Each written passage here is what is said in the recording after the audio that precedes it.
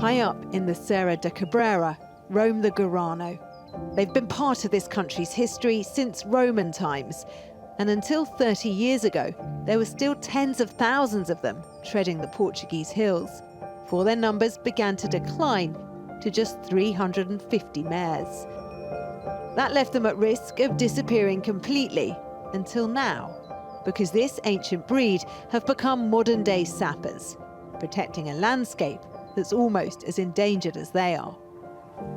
After a week of rain, the landscape looks incredibly lush, but over the heights of summer, it becomes tinderbox dry.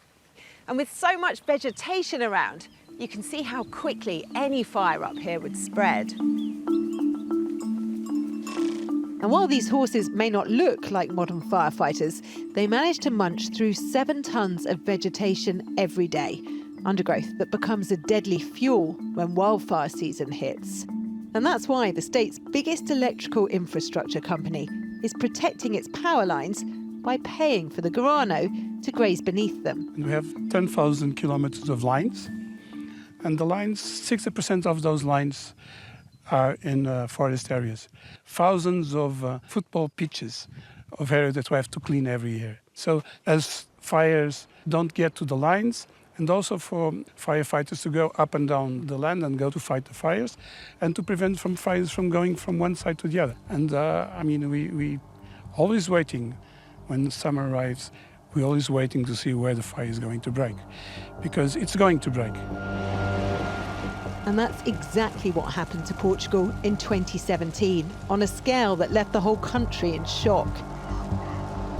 In June of that year, 66 people were killed, some burnt alive in their cars, after 4 deadly wildfires erupted within minutes of each other in the centre of the country. Portugal's worst disaster for decades, it devastated an area 4 times the size of Lisbon, destroyed hundreds of homes, and redefined a whole country's approach. We will always remember 2017 like the event that can never happen again. André Fernandes leads Portugal's Emergency Command Centre. Over the past 7 years, he and his team have developed award-winning technology to help them predict where and when wildfires will hit. When we have a fire, we stop the camera and we do zoom and zoom in, zoom out.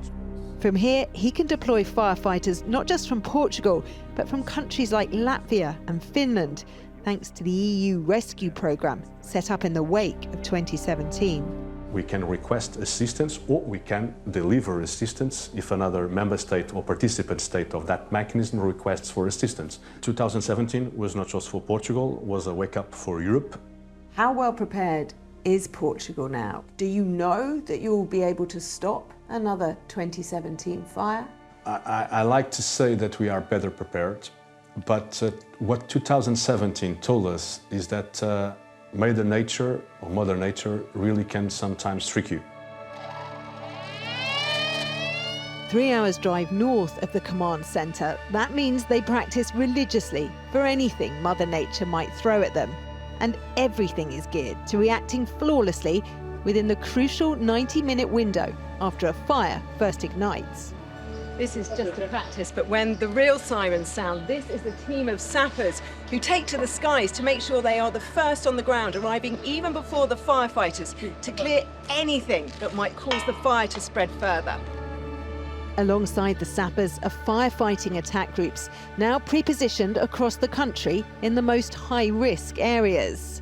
Commander Rui Costa tells me it's already saved lives. O foco de incêndio tinha potencial de desenvolvimento e temos essa necessidade de mobilizar-nos quer para cabeceiras de basto, quer para Racelurico de Basto, que é relativamente aqui próximo deste local, e foi a atuação rápida destes meios pré-posicionados na base de apoio logístico, quer nesta base de apoio logístico, quer noutras bases de apoio logístico, que permitiu com que rapidamente fosse controlada a situação.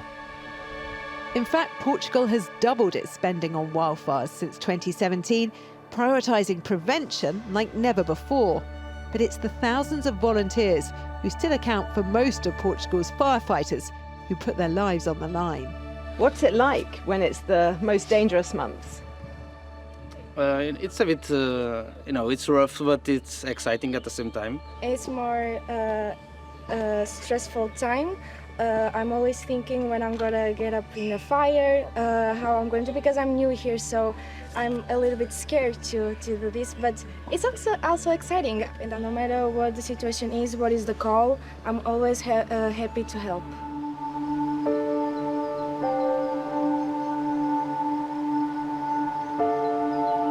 They say it always takes a village, and this country's success in reducing its wildfires by half over the past 6 years seems to prove it. Because in the most isolated areas, entire communities are being trained to prevent and react to wildfires. Like here in Mosh, deep in the Faf Mountains in the northeast of the country. The smoke may be fake, but these are real firefighters, leading a drill that more than 2,000 of Portugal's most at-risk villages do every 2 years. The streets in this village are absolutely tiny, and it's really hard for even the smallest fire trucks and police vans to wind their way up. So the reason that they do these drills so religiously is because the 30 or 40 or so people living in this village know that for a while at least, if there is a fire, they're going to have to hold it off themselves. For decades, Domingues crisscrossed the continent as a lorry driver. Now retired, he steers his community's response to emergencies. So Domingues, how did today's drill go? Are you happy? Estou muito feliz com o desempenho, já é a terceira vez que fazemos isto. When it's really hot and it's very dry, do you have the odd sleepless night here? Levanto-me muitas vezes de noite, quando está muito calor, e venho à janela, a ver à volta, que se não há fumo, se não há incêndios. Estou sempre vigilante quando estou por aqui. And that vigilance is crucial. Salim works on the National Civil Protection Team, but says volunteers like Domingues are the real heroes. He's the one who really knows people that live here. He knows people who can't walk, people who really need to be evacuated by firefighters. It's very important for everyone to know exactly what they have to do, where they have to go. So it's very important to be prepared. It is the tiniest communities that find themselves on the front line of perhaps Portugal's biggest battle. There will be help standing by this summer from right across Europe to protect this ancient landscape.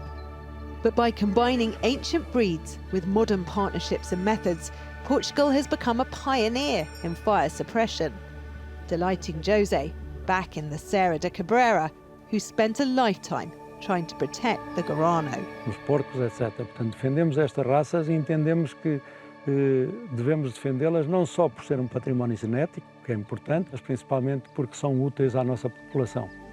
E assim, sem estes cavalos, provavelmente também as pessoas também desaparecem. A country trying to protect its future by embracing the best of its past.